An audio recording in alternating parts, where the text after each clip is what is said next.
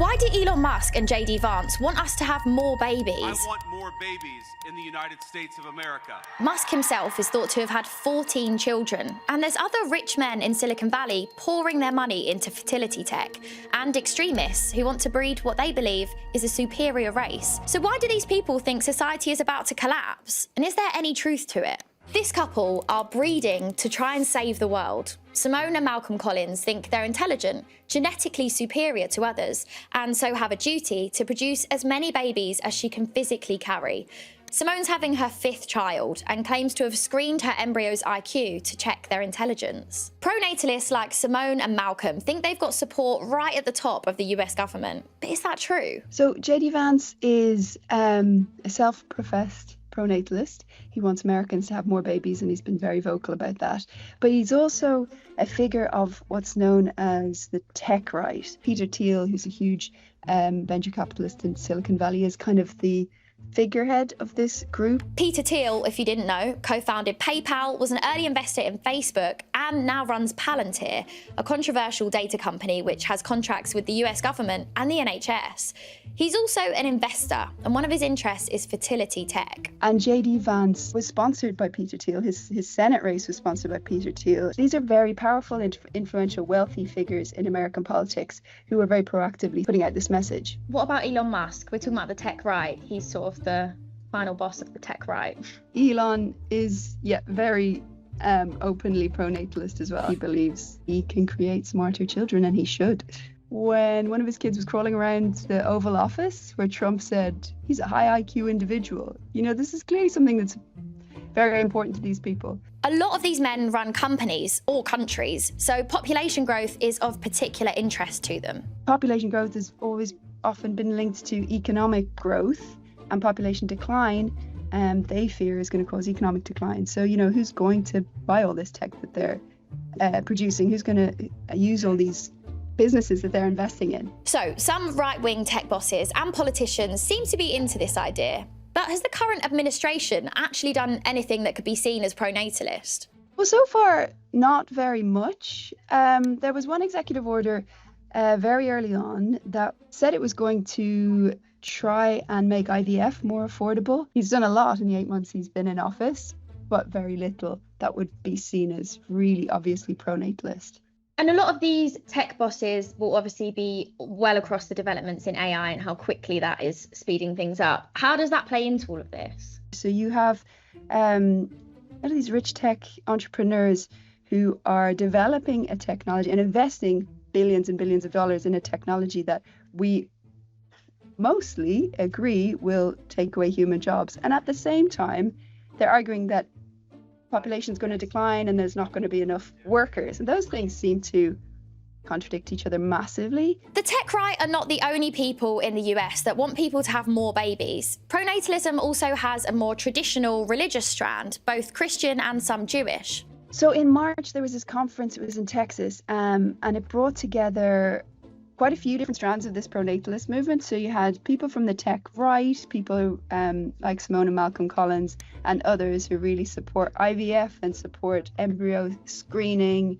And then there's a kind of Christian right, more traditional family values, who believe that people should have as many children as they can because of some kind of moral, spiritual obligation. But they don't all agree on everything. A lot of the traditional Christian right don't believe in IVF. They don't like the idea of creating embryos that might be destroyed. So we've spoken about a lot of men so far. Are there any women sort of on board with this idea? I mean, Simone Collins is a main figurehead of the movement. And there was a conference in March. There were a few women speakers, but it was overwhelmingly men. But there is a kind of growing movement on the conservative right wing in American politics. Trad wives, women who are saying that they don't want to work and they want to focus on family. And I think Turning Point USA, Charlie Kirk's movement, there are a lot of people who identify with that movement because they identify with traditional family values, and a lot of them are women. In a pronatalist perfect vision, are women, if they're not working, are they basically just machines to keep having babies? I mean, you could argue that. Maybe pronatalists would defend themselves and say, no, we're just arguing that women focus on having babies while they're younger and then move on to a career afterwards. I think there is an element that does believe women should just stay at home. There are some more extreme strands in this movement. Some extreme pronatalists are more worried about the population of white people than anyone else. They believe in the Great Replacement theory, a far-right white nationalist conspiracy theory, the idea that other cultures will replace white culture because they're having more babies. So what's the truth about population decline then? It is true that birth rates have been falling massively in lots of places, and that does matter.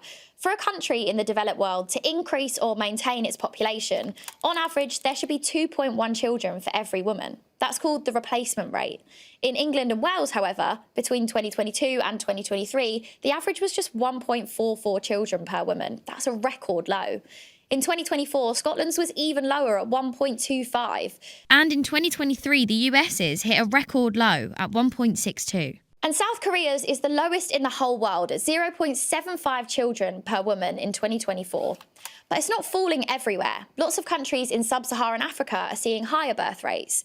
And you can see what birth rates do to a population through these pyramids. Youngest are at the bottom, oldest are at the top. A growing population looks something like this. The pyramid is thicker at the bottom, with new babies being born, and tails off towards the top as old people die. For example, Senegal. But in other places, like Singapore, the pyramid looks more like this, getting thicker around the middle, around 20 and 30-year-olds. So when they age up, there's not enough babies to replace them. That means less young people to pay taxes, help with pensions, and help care for older people, which worries some governments.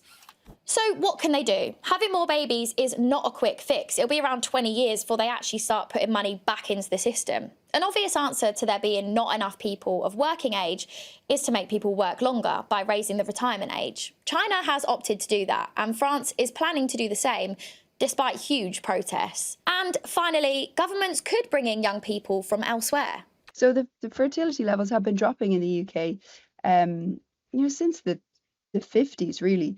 And immigration has been filling that gap more and more. But people aren't happy about that. Clearly, politically, it's just not a popular solution. So you will have a lot of young people in Africa looking for work.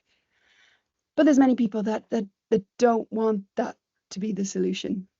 And does that come back to the sort of Great Replacement theory, where they sort of don't actually just want young people at any cost, they want young Western people? Yeah, I think there's real fear that will alter the cultures in our country in a way that people aren't comfortable with.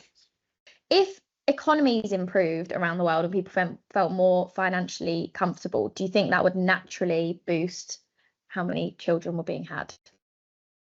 I think it would a little bit, for sure, if people could afford a bigger house and if they weren't worried about childcare. But I think there's something deeper in our choices to have fewer children. More children now survive because as healthcare for kids gets better, people choose to have fewer. And then I think there's another big shift, which is that whereas before you'd become an adult and you'd find a partner and get married pretty young, it was kind of the cornerstone of your adult life. Whereas now it's the capstone. There's the stigma around having no kids is not I think there is still stigma in most societies, but it's in no way as powerful as it once was. And then there's arguments that young people aren't meeting each other anymore in the way that they used to, and that marriages are down, even coupling up is down. Again, these are all big cultural things that aren't going to change just because people are earning a bit more money or feeling a bit more comfortable financially.